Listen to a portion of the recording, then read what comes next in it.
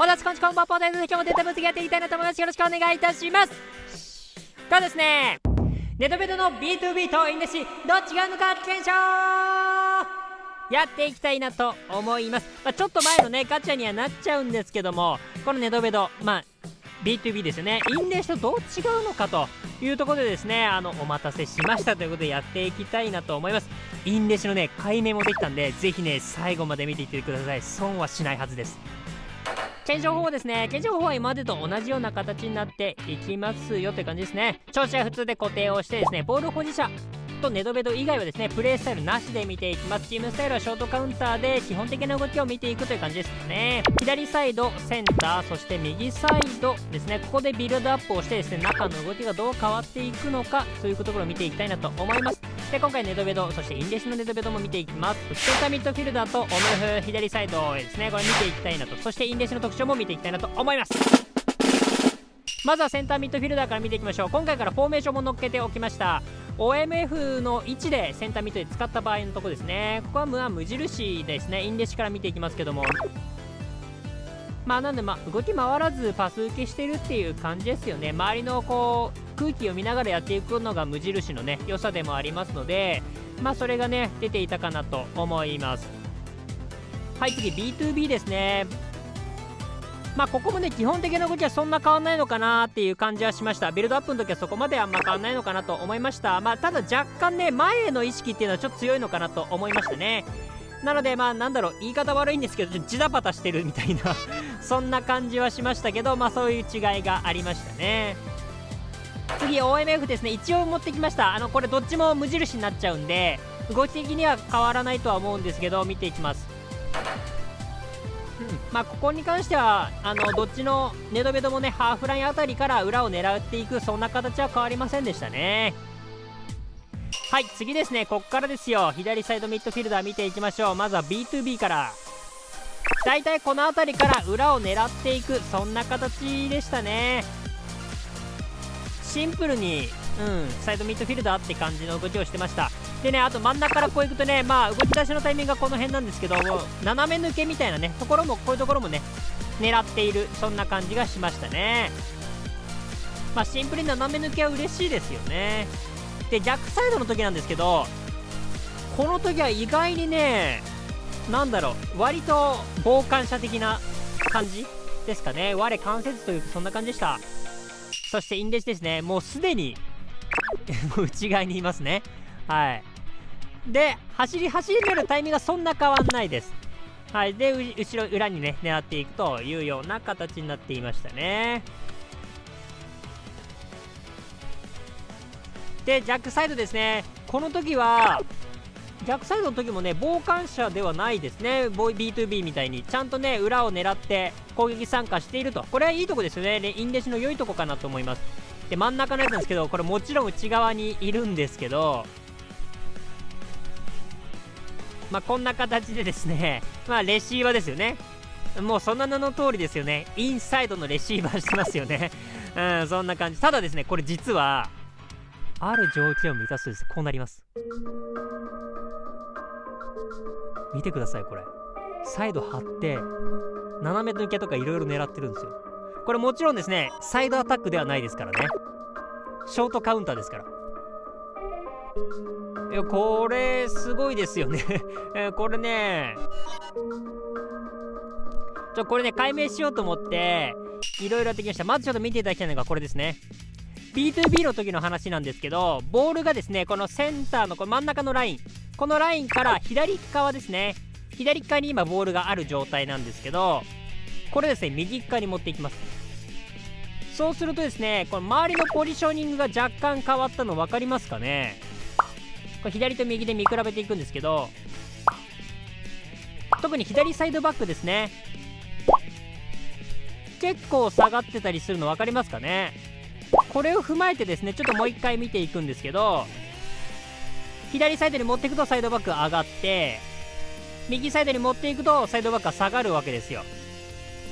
で B2B のこの時はサイドバックだけ変わったんですけど、それ以外のポジションはねそんなには変わんないんですよね。若干変わるけど本当にそんぐらい。ただこれがインデシになるとネトベド今開いてるんですけど、左サイドに持っていくと開いてるんですよね。ただこれがね右サイドに持っていくとですね、内側にめちゃめちゃ絞るわけですよ。インサイドレシーバーするわけですよ。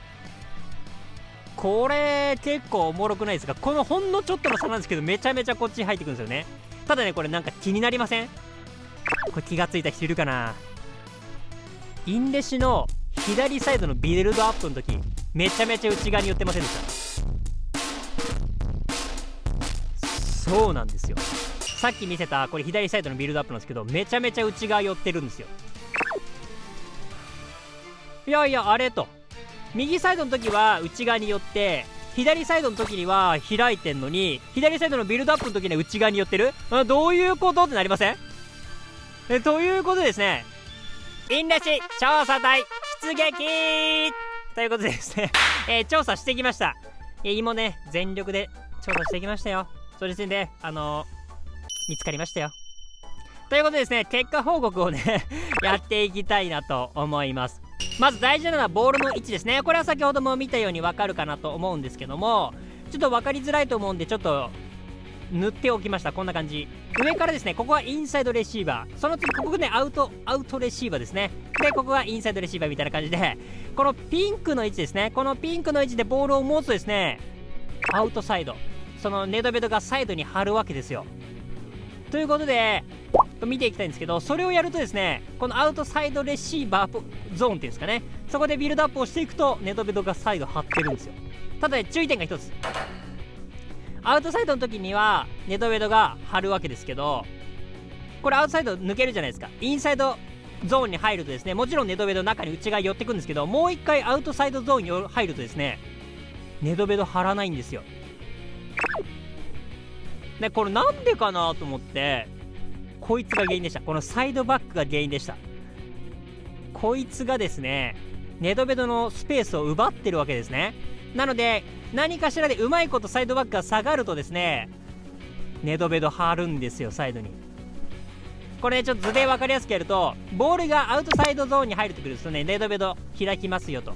でもサイドバックもね上がりたいんですよ、本来はね上がりたいんですけど、ネドベドいるんで上がりませんよという形になります。ただボールがそのままインサイドポジションに入ってくるとネドベドは中に入りますよと。そうするとまだサイドバックは上がりたい気持ちは変わってませんから、上がってしまうという形なんですよね。でその後アウトサイドポジションに戻ってくるとですね、ネドベドサイド開きたいんですけど、今度ねサイドバックが邪魔で開けないんですよ。なのでボールをですね今度は右サイドに持ってきたりして、サイドバックを下げるとですね、サイドのスペース空きますので、その後にもう一回ボールをアウトサイドゾーンに持ってくるとネドベドが開くというような形になります。なのでこれはどの方法でもいいんですけど、パス受けさせるっていう形でもいいんですけど、サイドバックが下がればですねネドベドが開くという形になります。ちょっと分かりづらいかな。なんかこういう説明ってね一番めんどくさいというか一番難しいので長くなっちゃうんですけど、すいません、もし分からなかったらコメントで言ってください。というところで結論、